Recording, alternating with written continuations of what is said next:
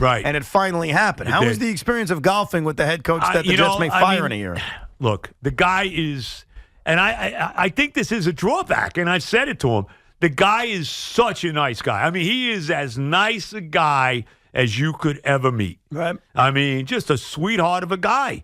We talked a lot of football. I mean, the first thing I said to him, I said, Coach, you got to win this. The pressure's on, man. You got to win this year. There's no gray area anymore. He goes, nah, there's no pressure. I said, no pressure. Wait a second. He said, wait, there's no pressure? Win opening night against Buffalo. You think there's no pressure? You want to hear what's going to be said if you lose to the Bills on opening night after all the hoopla about Rodgers and all of Is this. that like a coping mechanism to actually think there's no pressure? Of course there's pressure. I mean, I guess.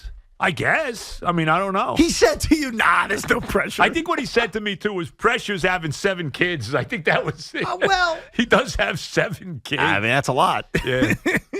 That's a lot. Yeah, well, can I tell you? God bless him for that. But he's a heck of a guy. And I just pray, because like I said, I'm worried that that's his biggest drawback is that he's too nice. But I pray this guy's the guy, because if this guy's going to be the guy that's going to finally win us the Super Bowl, bro, I told him, I said, Coach, you win us the Super Bowl, I will be chiseling the statue, immediately. Like, you win the division title this year, I'm going to start chiseling. Because they're so rare. What I said we won 2 since the merger. I went through the whole litany of the history and all. Aaron Rodgers, to his credit, has made it very clear he understands the tortured history of the New York Jets. No question. Does Robert Saleh get it? I think he gets it, but I think he just doesn't, he wasn't part of the, outside of the last 2 years. So I think that, he tries to, deflect it from, well, I wasn't part of that. Yeah, but you know what I mean? What Saleh has he didn't say that, but I just get the impression of that. But you own it. Like, yeah, of course you weren't a part of what happened in 1995. Nobody's suggesting you are. That was Kotite's first year. How good was that year? But, like, you own everything that comes with it. Right. You own the history. Right. So you almost have to embrace it because, to your point, if this season is successful, that we hope, he becomes a legend around here. Legend. You win with the New York Jets, it's legendary. I mean, he's put himself on a different level. Just like Rodgers did. I mean, Rodgers is a Hall of Fame quarterback. There's no doubt. He's won a Super Bowl already. But, I mean, he puts himself on a different level if he wins a Super Bowl here. And I get the impression he knows that. No, he knows it. And he understands that. He does. Did you talk about Hard Knocks with Robert Saleh? Yeah, he doesn't like it at all. Not happy about Hard Knocks. No, look, Saleh's been honest about that. Yeah. Rodgers said it was forced upon them.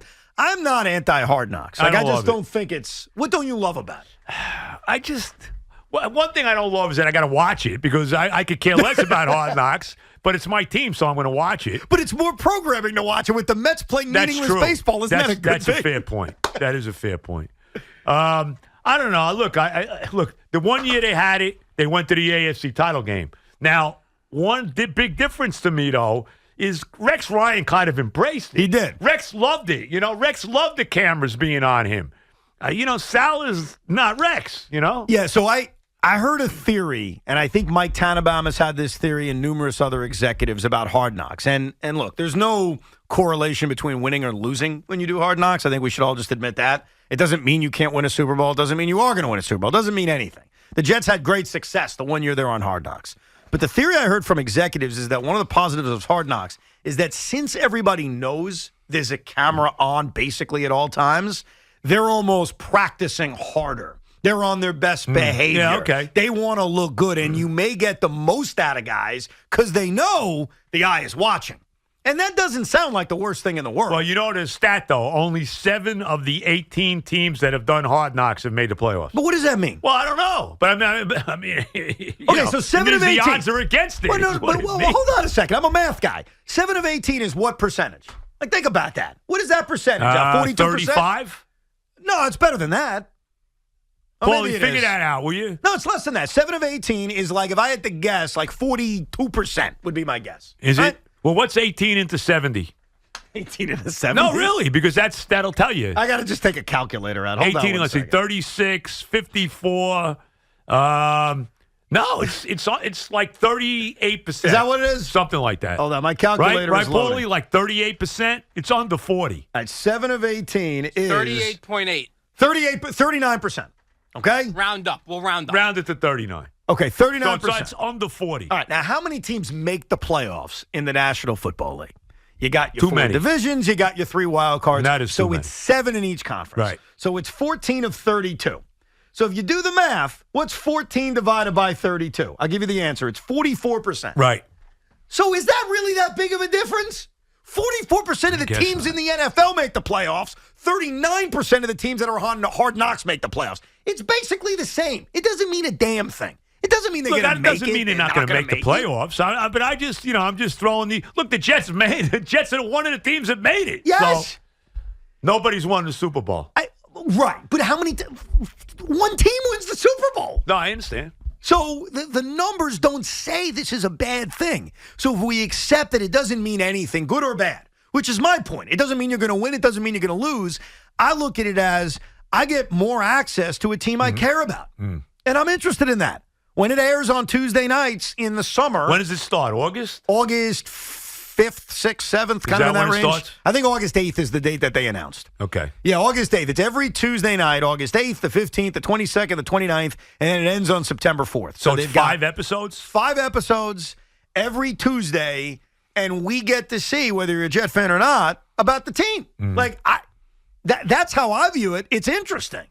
It's learning about the team I root for, and I don't think there's any negativity associated with it, just like I don't think there's any necessarily positivity associated with it. It's just that there are cameras there, and we get to see Aaron Rodgers talk about, doing drugs or whatever. Whatever he's into. I don't care. What's that stuff again he was doing? What's the name of that stuff? Ayahuasca. Like Hiawatha, but ayahuasca. Ayahuasca. All right. Jets win the Super Bowl. You and him are going to be doing ayahuasca all night, baby. I'll tell you right now. Jets win the bowl. Benigno's doing ayahuasca.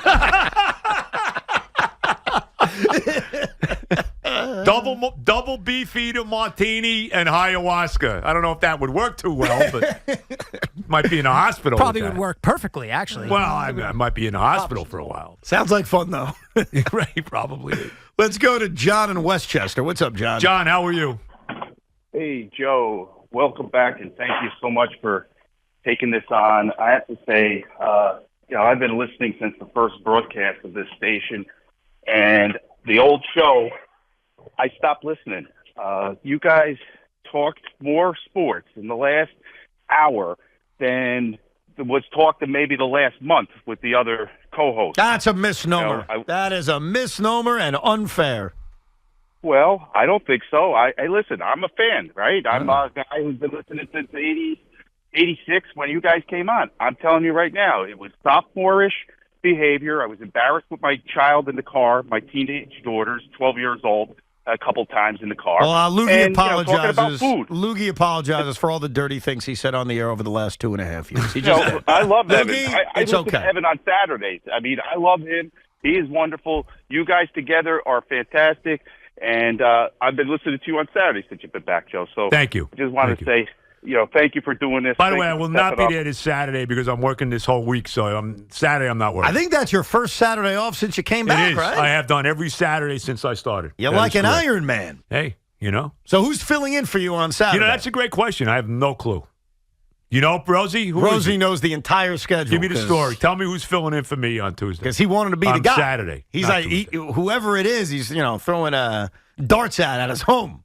Damon Amendola. Okay, there you go. Amendola. Okay, he usually does like 1 o'clock, so he moved up to 10. It can't be Damon Amendola. Why? Because on Saturday? Yeah, Damon's banned talking about New York sports. Didn't he issue a ban a few months ago? What? Yeah. He was very upset with Sean Morash, who's coming over here. Okay. So he said he will no longer talk New York sports. There's a ban of New York sports. Now he's coming on. Why is he upset with Morash?